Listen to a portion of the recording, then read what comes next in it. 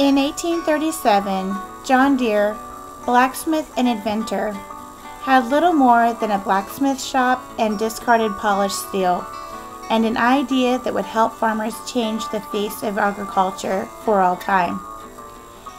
The story of John Deere, blacksmith and inventor, closely parallels the settlement and the development of the Midwestern United States, an area that the 19th century homesteaders considered the golden land of promise.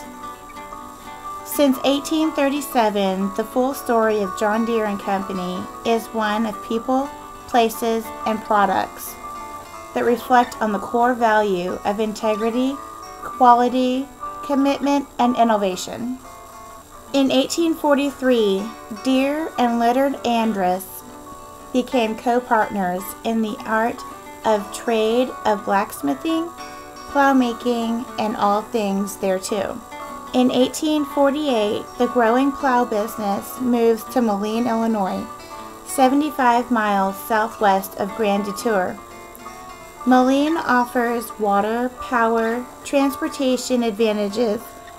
Deere chooses a new partner, Robert N. Tate, who moves to Moline and raises the rafters on the 3-story blacksmith shop by July 28th. In 1852, Deere buys out his partner. For the next 16 years, the company is known variously as John Deere, John Deere and Company, and Deere and Company, and Moline Plows Manufacturing. In 1863, the company makes the Hawkeye riding cultivator, the first Deere implement adapter for riding. In 1875, the Kilpin Moore develops the Kilpin Silky Plow. It takes the farmer off his feet, puts him on the seat, and becomes one of the company's most successful 19th century product. In 1886, John Deere dies in Moline at 82.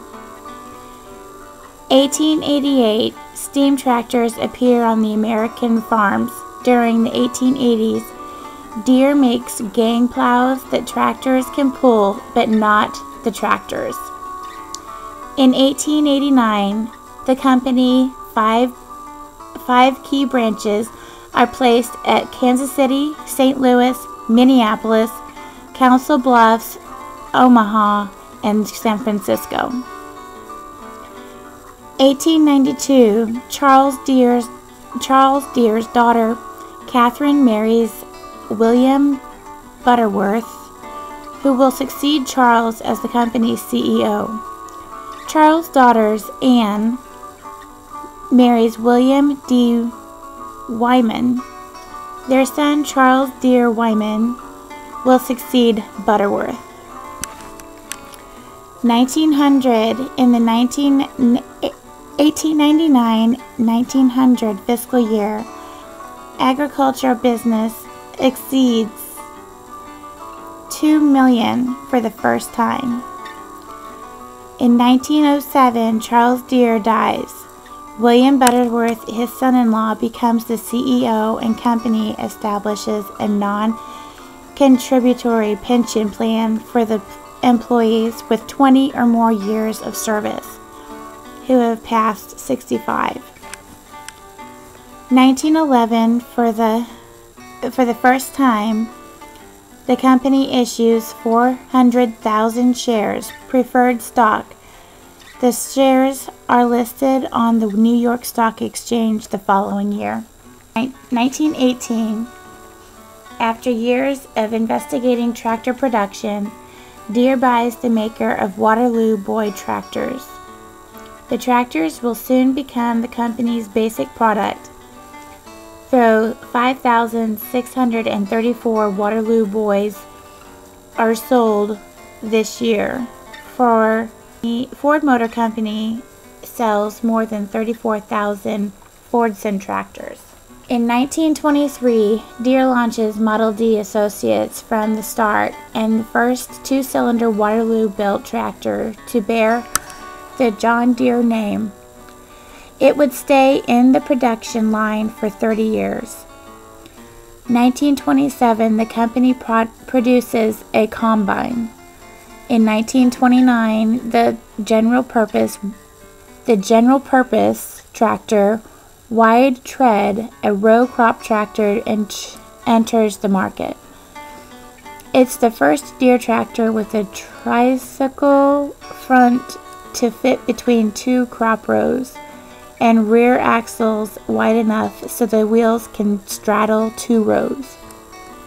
In 1930, consolidation leaves only 7 full-line farm equipment companies: John Deere, IH, Case, Oliver, Alice, Chambers, Minneapolis Mullen, and the Massey Harris. Deere and HI dominate most product categories.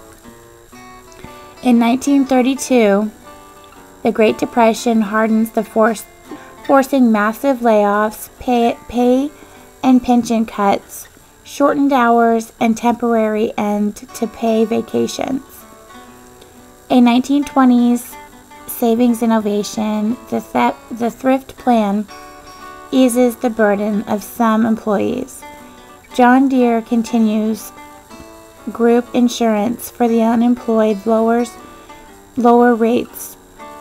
John Deere continues group insurance for the unemployed, lowers rent in company housing, and starts make work projects. 1943. Deere makes military tractors, ammunition, aircraft and cargo, and mobile laundry units during the war. John Deere factory workers endure unions, collective bargaining over wages and working conditions replaces a 105-year-old pattern of dealing with workers individually. 1957, 6 row planters and cultivators. John Deere innovation reached the market. They provide 50% planting and cultivating capacity for row crops farmers in corn and cotton producing areas. 1963, John Deere surpasses IH to become the world's largest producer and seller of farm and industrial tractors and equipment. The company ventures into the customer market, deciding to produce and sell lawn and garden tractors, plus some attachments such as mowers and snowblowers. 1971, Nothing Runs Like a Deere advertises snowmobiles. The slogan lasts far longer than the snowmobile line, which sold in 1984.